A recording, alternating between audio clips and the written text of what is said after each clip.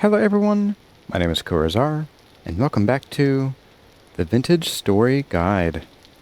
We are once again back in Rainy World, where in the last episode we started building up some of our little hobbit hole here. We now have this roofed in, quote, with dirt. Now this will be changing. I do want to roof this in, or at least sealing it in, with some kind of wood or stone, and probably have some kind of like decorative support pillars. But for now, we are at least keeping the rain off our heads, and we can start thinking about where we're going to put things. And where we're going to get ladders down, apparently. We also installed this gate that totally keeps everything out from back here. And we started flattening out, or sloping out, our landscape back here, and this looks so much better.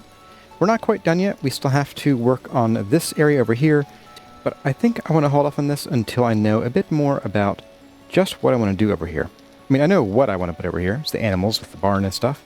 But I want to think about how I want to fit that into the land and all that jazz first. Now, we have a big day ahead of us, so I think we need to get some chores out of the way first. And I noticed earlier that our flax up here is all done growing. So we need to start harvesting.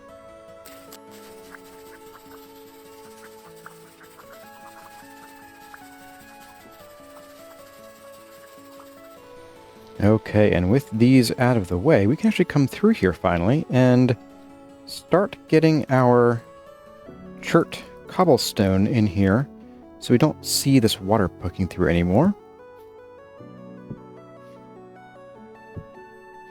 Ah, much better. Much, much better. Now, our other plants over here aren't quite done yet. These are mostly done, but not quite there. This has another day or two probably to go. And then same for our parsnips over here. But once these are all done, I will come through here and I will rotate the crops and keep that moving. I'm also going to be moving on the milking of sheep over yonder, so I may take a break here and there to go and do that. But today's episode is going to be focused about what is going right here. What is going right here, Corazar? Good question. Well, that would be, of course, the windmill. And actually, if you've been watching, well, what kind of question is that? You know this is the windmill spot. But yes, right here is where I want to put our windmill, and we're going to start that process today. We're going to build probably as much of the structure as we can, which is going to be hopefully all of it. And then in the next episode, we will start working on the mechanical aspects and getting all of this connected down to what will eventually be our transmission room.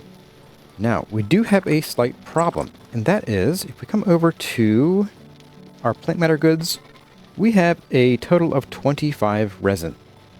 Now, the problem with that is that resin is used a lot in all the mechanical stuff. So every windmill rotor requires one resin. Every angled gear requires one resin. Every section of a large gear requires 2 resin, and you need 4 of these to make a large gear. That's 8. And then, let's see, the large gear itself doesn't need any more, but for the helve hammer, well, we have a base, 1 resin. We have a toggle, 4 resin. If we're going to be enabling the ability to turn them on and off with clutch and transmission, well, that's 2 more resin from that, and 2 more resin, so each of these is 4 resin total, because you have to use the transmission with the clutch in order to function. So in order to get a single helve hammer running on a single windmill, we need 1 resin. We need probably 5 or so angled gears, so it's a total of 6, 7, 11 resin. And that's without doing any gearing up or gearing down to make these run faster or give them more torque. And for each step up and down of that, we're going to need not just 1 of these large gears, but 2. Because if we step down our windmill input to transmit power of 4 windmills into 1 axle, well, then we have a central axle that spins really slowly. We have to gear it back up. So we need actually 16 resin to get that going. That doesn't leave much left for actually making anything else. So some of today we are going to spend finding resin and also harvesting the resin that we know about. And then we will also work on, of course, the windmill itself. Now, let's talk about what I want to build the windmill out of, just to give you a taste before we get started of what I want this to look like when we're done. First of all, I want to keep with generally our aesthetic. We have a lot of warm earth tones going on, and granted we are doing a bit of mishmash colors on purpose as if different areas have been built at different eons or epochs or whatever. But I think for this top area here, since it'll be so visible, I want to stick with the earth tones. So we're going to put these away, and I am thinking that the base of this is going to be a combination of claystone, sandstone, and probably sandstone cobble. I'm thinking the claystone will kind of be like a dirty old stucco. The sandstone and the cobble will be a combination of like cleaner stucco, but it's been worn away by water or something. Or maybe even just for trim. For supports and things, I want to use some walnut wood. I think this color goes pretty well with these. It's got like a nice cool tone to kind of help balance out some of these warmer colors. And this is kind of bluish, and that is complementary to the yellows we have going on there, so they fit really well. And then for accents, a bit of redwood. So this might be like trim around windows, or it could be doors and so on. Maybe even like eaves could be made out of the redwood planks. And then let's get a ladder out so we can clamber our way up here to the top. I then would like to work on a central section made of plaster, or in our case, limestone. We'll have some limestone, we'll have some limestone cobble to mix in some sort of cracked looking bits. And then I might go back to a little bit of the sandstone toward the top. And then, like I said, maybe have a bit of eaves made of redwood. And then, to cap it all off, we're going to have green. We're going to have some nice sod roofs, and we're going to get down from here safely. Right? Safely. Very OSHA compliant here. So yes, I can't see the green from here, but we will have a lot of these colors going on. I think I want to have like a base that's flared out so we can fit some greener roofs down lower and kind of work this into the hill again as if we had sort of piled dirt up around it and now grass is growing kind of out and around from our windmill. So that will be the general colors of our windmill, with probably a good bit more walnut mixed in than what we have going on already. So I'm going to go and get a project bin and set all this stuff up here, and then we're going to probably pass the night. I'm going to go milk the sheep and break my legs, and then we will head out in the morning and talk about getting some resin. Alright folks, chores done, project bin filled, sheep milked. Let's get on with our bit of adventure today. This should be a short outing, at least on screen. For me, it might be a bit longer. I'm going to grab a few pies. Let's bring 2. Is 2 enough? 2 should be enough. And let's chop these up. And we'll do one more pie for good measure. And we are going to go searching for resin. Now, the first thing we're going to do is we're going to stop by the 8 or so resin trees that we know about, which are scattered around the map, marked with this dark orange color here. And we're going to gather all of these, but there's only one resin from each of these. We need more. We need a lot more. And while I have been keeping up with this relatively, somewhat regularly, we just don't have enough resin trees marked. Now, I do remember, and I misremembered, I thought that I had spotted resin trees up here previously, and we went there last winter and found exactly 0. Over here, I think, is where I spotted some resin trees on the swim home from our adventure up here a long time ago, in I think our first winter, maybe at the beginning of it. So let's go check that out. We're going to bring a few things with us. One is we need to bring along some shears, and that is so that we can chop away any underbrush that gets in our way. Next, we want to bring along axes. We only have the one, and it's kind of getting low. We're going to bring this along. And this is so that we can chop up, or chop down rather, any trees that don't have resin on them. Oh, and we should bring with us a bed, just in case we have to sleep out there. And that should be that. So let's go and harvest us some pine trees, some pine resin, starting with the one over here in Bearatory. Hey, Bear. Yep, maybe that tree can keep its resin.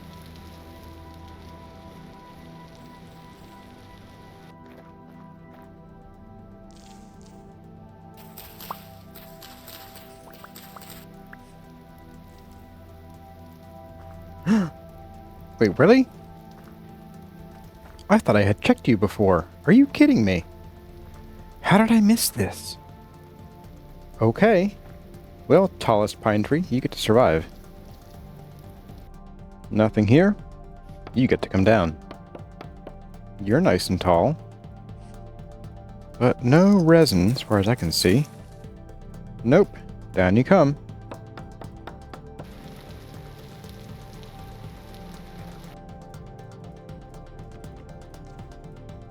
Alright, folks, so we have 7 resin so far. That's going to help a little bit, but we need probably... Oh my goodness. Before we're done with this whole windmill business, we're going to need probably closer to 30 more, if not even more.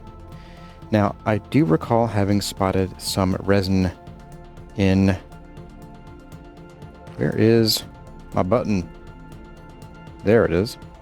I do recall having spotted resin amongst these trees, but kind of closer to the shore, so I might try to come at it from the water and see if I can kind of spot those same resin pieces again and start from there perhaps. So I'm going to set up a little temporary camp here, make it through the night, get over to the shore, and then we will continue our search. Alright folks, half the day is already over, and I am just coming across my first resin now. I haven't actually gone out in the water yet. I was sort of nosing my way in up here. I didn't see anything. I didn't get too deep into the woods because, yeah, is the word of the day. But let's see. Nothing here, so let's just take you out and clear out these leaves. But it looks like we have one right here, finally. We are not in a resin-rich country, I don't think. Let's see what you have for us. Nothing, okay. Makes that easy. So yeah, nothing huge to report. I just wanted to let you know that I am looking and not finding a whole heck of a lot. I realized I didn't check this side of this tree. Oop, that's the one I just harvested. Yep, okay. So yeah, I'm going to keep doing this for a little while, and I think rather than report back on every tree that I find, I'm just going to let you all know what we do find, because this is painful. I have not had this much trouble finding resin in forever, really. So, I'll see all of you in a little bit, and we will count our chickens or our resin once it's hatched. Alright, folks, we are back. It is the end of the day, and I think I'm about ready to throw in the towel, because right there is the second resin I have found this entire day. I don't know what we're going to do. I might just have to really check up with our commodities commodities trader, as I was saying. My third resin of the day is right over there, so maybe we're just getting closer to where we want to be here. If we find one more resin after I get to that tree, I will stick around and I will spend another day, I guess, hunting resin. But man, I have spent the entire day and free resin to show for it. Now granted, resin does respawn every 8 days, but this is just not a lot of it. Alright, let's get up here. Still not seeing anything else nearby. Ooh, a butterfly. Let's grab you. And to mark you. Okay, any more resin that we can see from this hill, I will stay. Nothing here.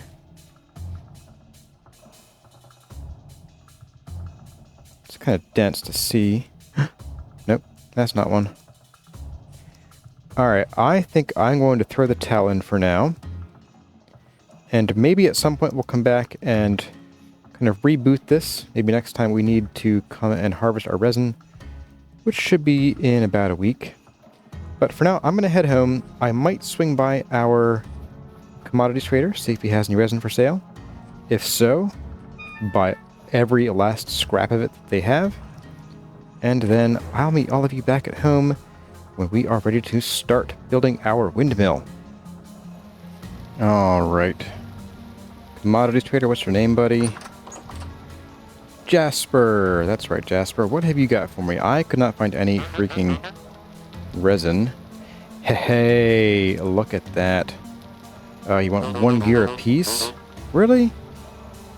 Are you trying to bilk me, man? I think you are. But you know what? I'll do it. We'll be desperate. Ooh. Make some of those gears back by selling you a couple of these guys. Well, that will be for later. I have plenty of other ways of getting gears. But thank you. Anyway, folks, yes, this is another way of getting resin, is that if you have a commodities trader, check back every week or so, and they usually have between 6 and 10 or 8 and 12 or so resin every now and then.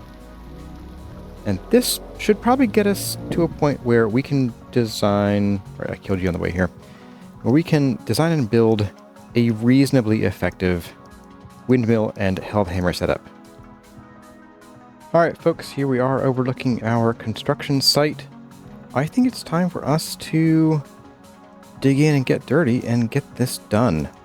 So let's hop down here.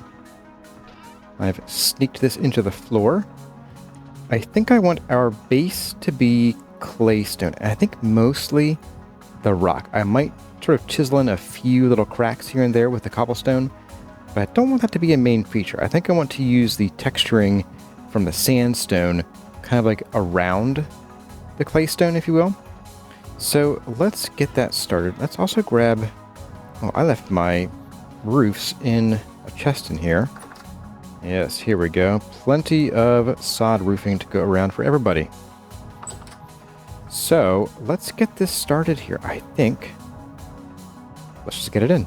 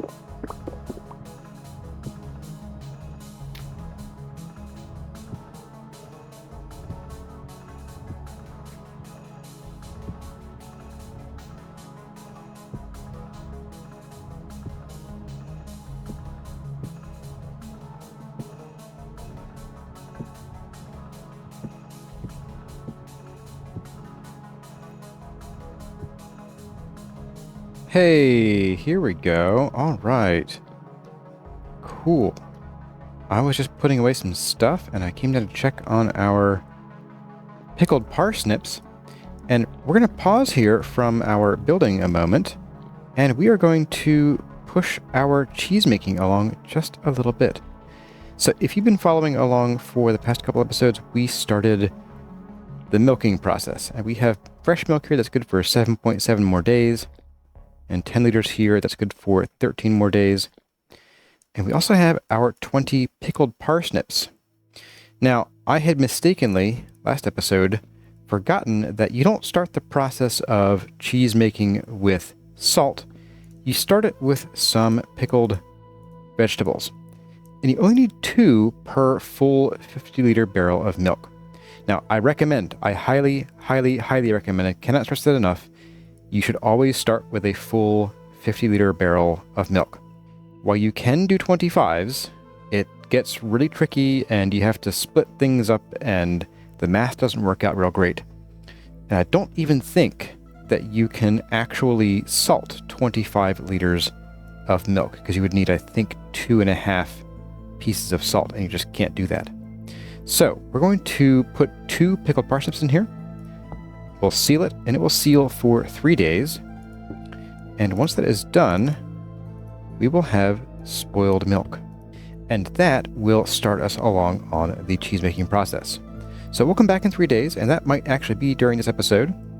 And we will continue to push this process along. And I am, of course, still going out every night to milk that poor sheep that really, really hates me. So, yep. Okay, so clambering back up here, we have the start of what I want to have our little place look like. And I might... Nope, that's where the window would be. Never mind. Skip that. So I was kind of tinkering around, and you probably saw in the little build montage there, I was tinkering around with a kind of rounder design, and with the way that these pieces exist, it came out kind of ugly because it ends up being real snaggle-toothed. So I went for a somewhat more geometric, but at least more consistent, smoother look with these just sort of flat angles in a plus shape here. So I'm going to get to tearing down this junk here, and I want to start putting in some other colors before we get moving on the rest of the tower. So let's get to that right now. Oh, and I should mention that, yes, you will notice this is going to overhang some of the greenhouse. That shouldn't be a problem, because the plants only need a certain amount of light to grow, and it's actually a good deal less than what the sun offers. I think it's like, the sun is 25, and they need like 19, or the sun's like 30, something crazy like that. So the light will propagate down to that block down there at 25, and all along here be 25. So we're only dropping down to, at lowest, 23 light, moving inward away from the nearest source of sunlight. So we could actually go even farther with this and have this hang out even more if we were building a bigger windmill, but we're not. And only 50% of your farmland, or the room in a particular greenhouse, needs to be able to see the sky. And this is well less than 50% cover of our greenhouses. I should also mention, someone pointed this out to me, and I didn't realize it had changed, but greenhouses can actually be built larger than 7x7. But I'm going to go ahead and say I don't recommend it still. And the reason is that the farm blocks don't all update at once. It's kind of a random process, and inside any greenhouse, which is defined by the game as these 4 walls plus the floor and ceiling space in between them, the larger your greenhouse, the more time it takes for these blocks to update randomly, and it can actually take, in some cases, a very, very long time, like months, for the last few blocks to update and properly read as a greenhouse. So I just recommend don't do it.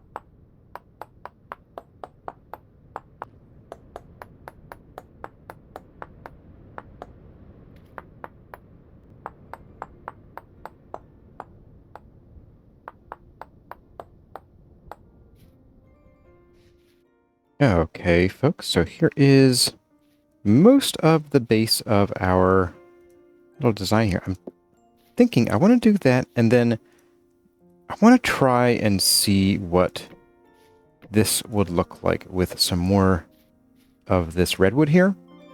And to do that, we are going to need to put a hammer in our offhand, of course.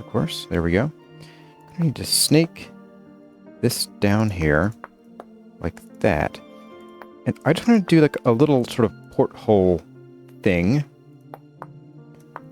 to see if we can keep the round appearance, but also kind of have it stick out, just so we can keep the room buff. And if we do, and we like it, I think I might kind of transfer some of that design down to these windows here, so that rather than being sunken in, they have a bit of an outward sill.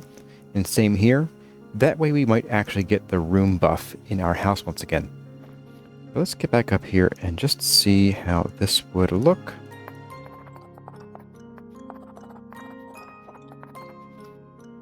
I think that mostly works. I'm not a huge fan of the stone sill, but I think it's alright. And I might do... Ooh, yeah, we're doing this. Are we going to go down to that level? I think we will. Just give it a little bit more definition than a single square block. Yes, that feels better. And yeah, I'm going to get these done. And we'll get these windows in. And once we're done, we'll fall down to the ground, apparently. But once we're done with that, we will start working on the second part of the tower, which will rise out of this one and be notably thinner. I'm thinking only 5 blocks in diameter.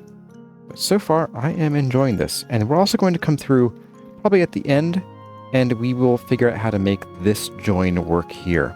I might just come in with some either aged wood or possibly some walnut planks and just kind of fill out the floor here, and we'll call that a day. Okay, so with all of that done, I'm looking at our roof shape here, and what I'm thinking is I don't want to bring this up into a peak because I kind of want this part of the build to be kind of squat. So I want to just sort of shave it off at the top here, and to do that we'll just do this. We'll let this fill in with grass, and we will let the dirt and grass be our ceiling, kind of like the roof over here. Okay, now the next thing is, I think what I want to do is we're going to break these 4 here, and we are going to raise this up with a bit of walnut, but I want to do it so they're vertical, at least on these corners. So to do that, we're just going to come in here with a bit of dirt, like this as a support, and then up here we will come in with these, like this. Now, what I am thinking, though, is we might not even need this part of the ceiling, because I want to do this all around here, like so, like that, and maybe for another level. So I'm going to need to get some more walnut. But I'm thinking we will do, ooh, you know what, even better. Not only will we come in here with a second level, we'll also plane it down so that it is a slope, an inward slope to the sort of central, thinner part of the tower. So I'm going to go get some walnut, and we'll get on to that.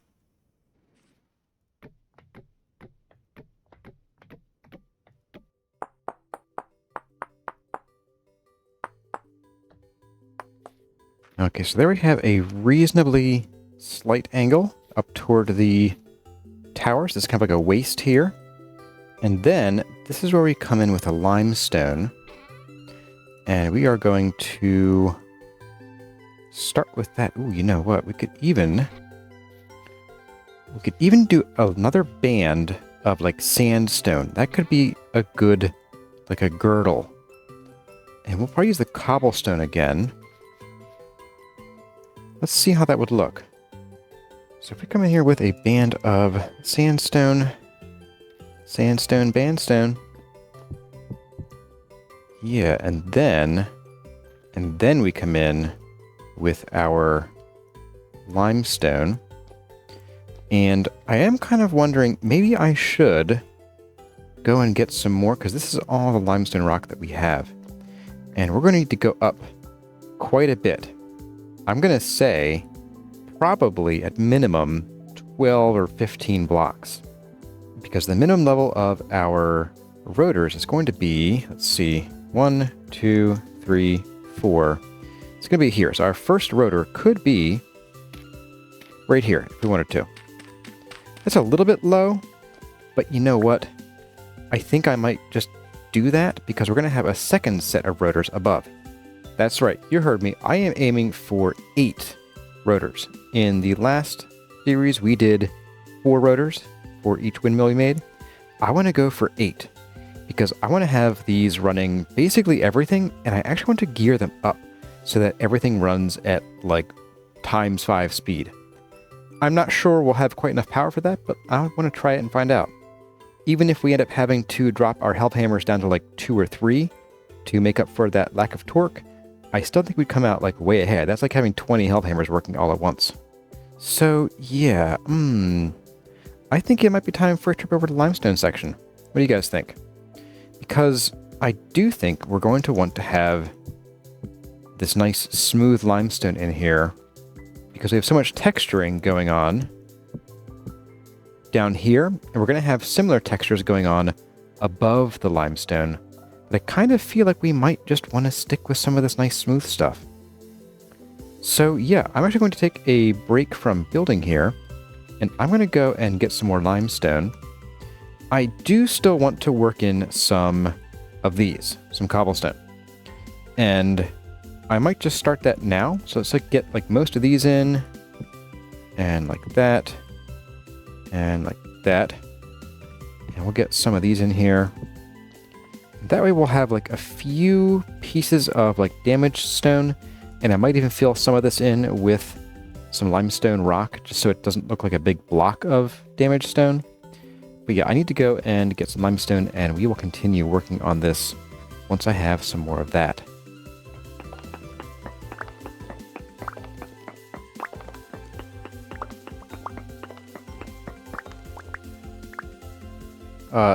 Hey guys, y'all here listening to me? So you know how I had used a bunch of that limestone cobblestone to texture our tower? But it was kind of harsh, it kind of stood out?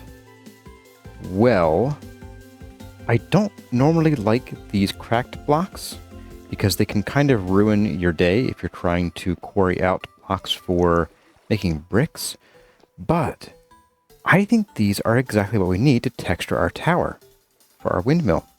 So, in light of that, I think I'm going to get up here and see if I can just start digging out some of these using the cheaty method of turning them into chisel blocks first. Oh yes. That will do nicely.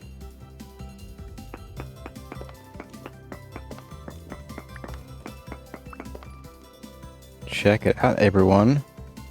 We can see our tower all the way from here. Is that cool or what? Wow. That is really neat. Anyway, I managed to get 3/4 of a stack of cracked limestone. There wasn't any more. I dug out pretty much everything and dug around it for a little bit.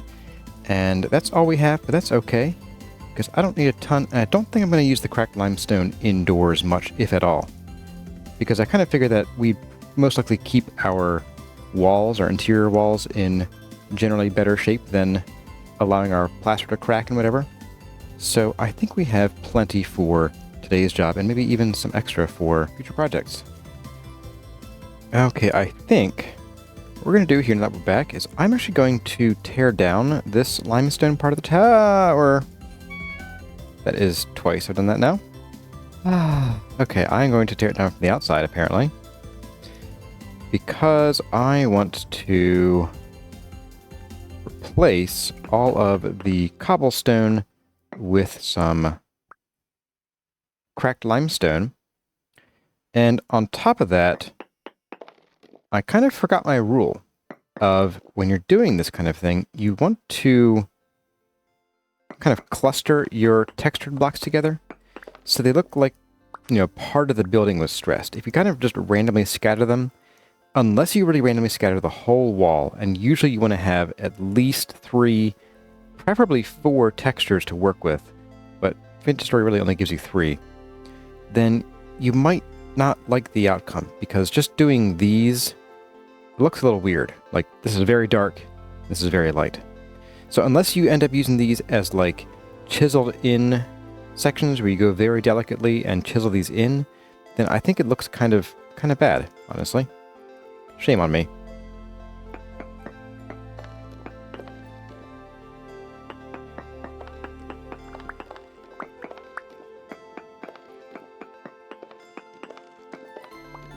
Okay, now that that is all said and done, let's get in here, and I'm going to start with a bit of this cracked limestone, and I'm actually going to kind of work it up here a bit, like that, and then maybe do a bit sort of here as well, like that. And for down here, that's going to be it. We're going to just leave that and do maybe one more like that. So kind of an area of the wall that's cracked a little bit. The rest of this will get to be nice, smooth limestone. Like so. And I guess we'll drop down here and get these bits here. Okay, so now we're back up to the level we were at before, where here is where we could put our windmills. Now we could, if we wanted to, go a little lower and just have them stick out by an extra block, but I don't really want to do that. Although I am probably going to have them stick out on a little ledge here, so that might actually kind of be fine anyway. Oh well. So now let's come in here and I'm going to do a layer of nice, smooth, pristine limestone before I start thinking about coming in with some more of the cracked stuff. And I think what we're going to do is we're going to start, let's do one over here, and this will be kind of like a sort of taller, windier piece of cracked material, like so. And then over here, maybe we'll come in with a sort of wider band that goes over this way, and then maybe works its way back this direction. And we will bring it over back to this side by hopping down, I guess. And now we should be able to fill in the rest of this with some nice, regular old limestone.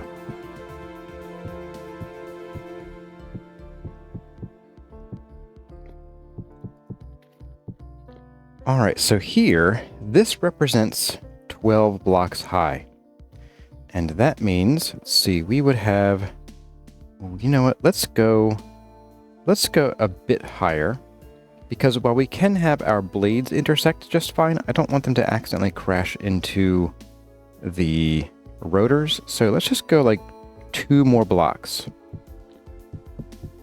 Okay, so now we're going to figure out where our rotors are going to be.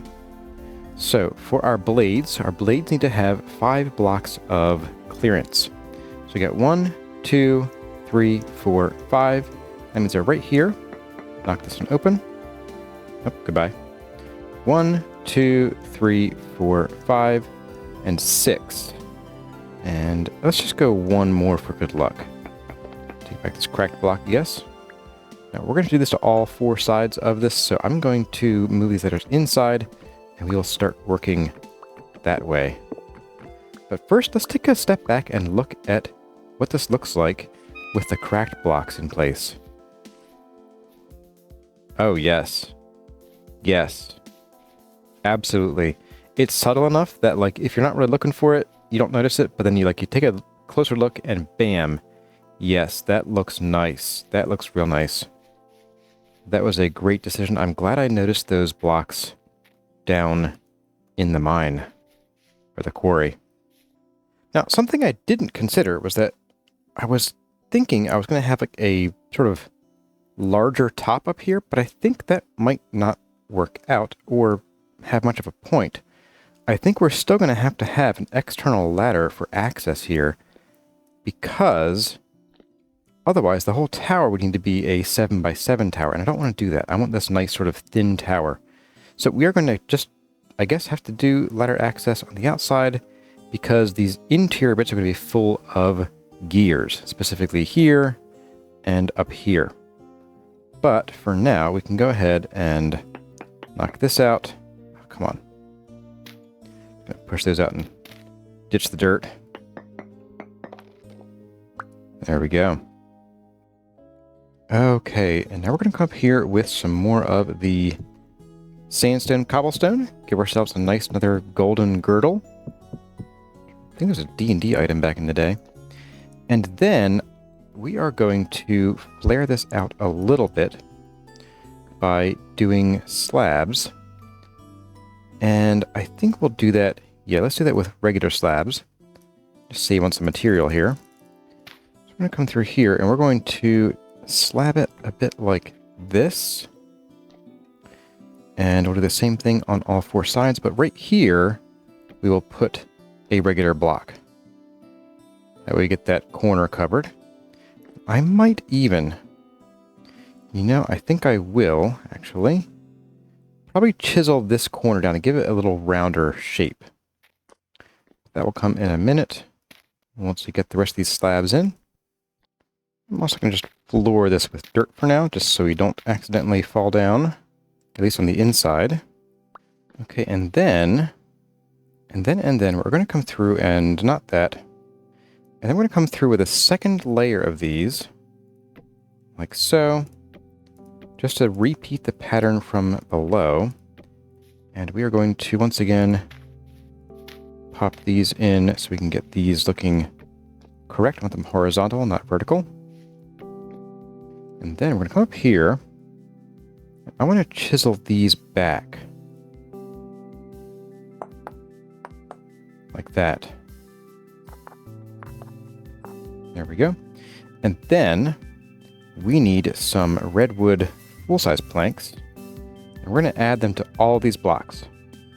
And then with a lantern to help illuminate what we're working on, we're going to come in here. I'm going to use the redwood blue. Oh, that works. Okay, neat.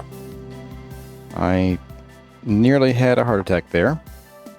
We're just going to make a bit of some eaves here. Ooh. Missed one. Just going to add some eaves here. I'll add some more blocks in here to finish out this edge. And you'll see that I'm making this wider and larger than down below. And that's because since we'll be farther away, we wouldn't be able to see the sort of slimmer trim as well from down there. So we can go a bit heavier up here because that way we'll actually see it. And that is what I want. What else? What I want is I want to see what direction these would go if I drop these here. That way. It's fine.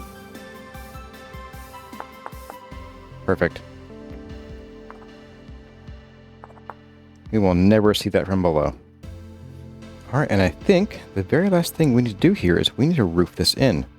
Now, I want to go for a square roof and see how that looks first, because I think that kind of cutting this off on a square roof might actually look pretty good. So we're just going to do a regular central peaked squared off roof. And we're going to limit the roof to this part of the eaves, because that way we won't have to worry about collision with the windmill blades. If we went one more out to kind of extend the roof a bit and make it look a little more top heavy, which is kind of usually the style, you want some overhang. But I think by building out, by building out the eaves here, I think we might be able to get away without the extra overhang that I would normally use. And there we have a very weird lighting engine issue, but okay. I'll take it. And there we go. Let's clean up. Okay, good morning, everyone. We are back at... Ooh, okay. Oh, hey. Maybe I didn't replace all 6 of you. I could have sworn I did. Okay. Oh, we lost another one, but we have now 2 growing trees, 1 pink apple, and 1 pear. Okay. Nice. Well, I'm going to replace you if I have another pink apple tree. I am running low on these things, let me tell you. We have no more pears, and we have 1 pink apple left. And we have a drifter somewhere. Alright, I'm begging you, the rest of you, please grow. Ooh, speaking of growing, I have a harvest. Ooh, we have a big harvest. Oh, yes. Absolutely. Well, I'm going to go milk our sheep. I'm going to go and harvest all of those crops, and then we're going to take a look at our tower and finish off the connection of the base of the tower to the rest of our build here, and hopefully I'll have time to do that before the temporal storm hits. Although, well, not the building part, but at least the... Oh, I don't have any buckets. We won't beat the temporal storm as far as building goes, but at least taking a look at the tower. Hey.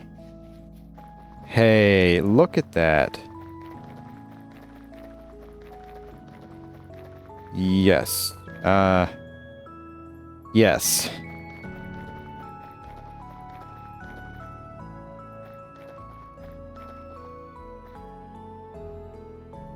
It's a tower. It's a tower. That's all I can say. It's a tower. Anyway, I'm gonna go milk the sheep, and we're gonna just get ready for, yep, building the tower, finishing the tower.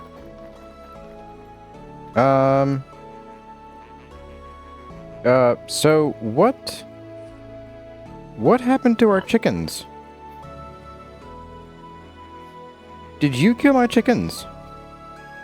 I don't think you killed chickens. Well, that's not cool. That's really uncool. I'm not sure what happened, but they are, yes, they're all dead. That was not my doing. I don't see any foxes in here. I don't know that they could have gotten in the first place. So, that's a mystery. Nope, don't fall in with the sheep. They'll gore you to death. Alright, well, that's a problem for later. Oh, hey, check it out. We have 2 barrels full of curdled milk. So that means we can actually get on to the next step of the cheese making process. And let's go and grab our salt. This time for real, I mean it. And we're going to come down here and we are going to put in, I think it's, yep, 5 salt, 1 for every 10 liters. And we're going to seal for 24 hours. This part goes pretty quick.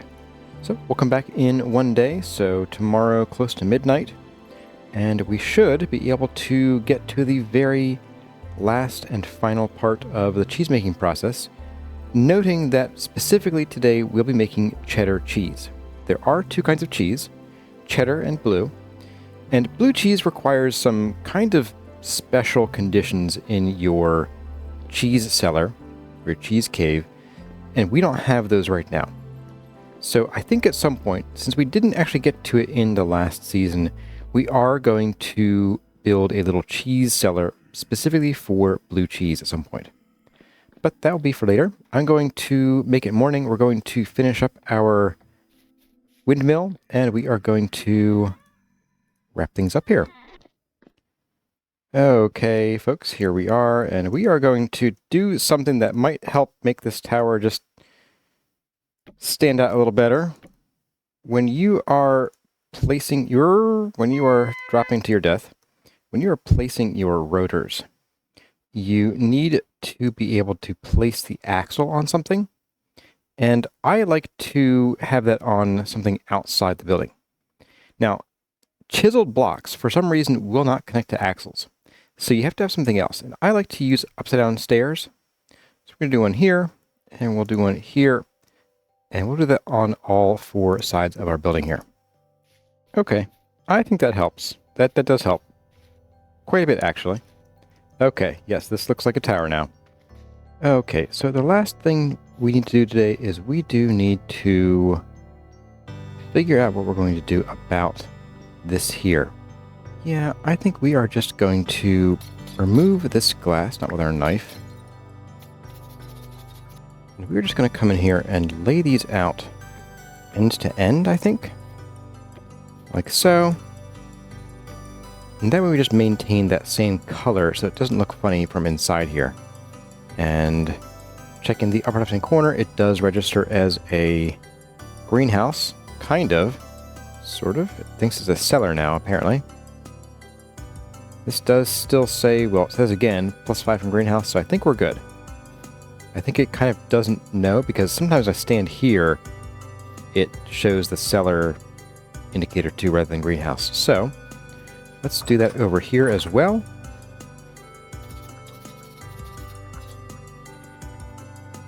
And there we go. Yeah, I think that fits pretty well. I could almost remove, like, this guy here. Yeah, let's take it out. Why not? Alright everyone, that is going to about do it for the episode though. I am pretty happy with this, especially now that we have our little ledges here to attach our axles to for our rotors. It certainly helps the build be a tower. And I'm really happy with the different colors I used. I do like the combination of the claystone and the bright sandstone and the bright redwood mixed in with the dark walnut and the sort of aged plank look of the sod roofing. I think it all works out really well. And then we have the bright limestone, somewhat cracked, in between. I think it works pretty well. Anyway, folks, we are going to continue this saga in the next episode, and we are going to actually build out our powertrain. Now, I don't know that we'll actually get to building our helve hammers next episode, but I would like to. Which means we will need to figure out where we're going to put our helve hammer setup and our forge. But it certainly will be nice to move all of our forging materials over from the old house to this one. So I hope you enjoyed this adventure in building our windmill atop our little hobbit hole here.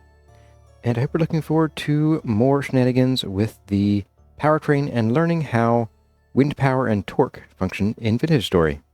As always, my name has been Corazar. Thank you all for watching, and I'll see you in the next one.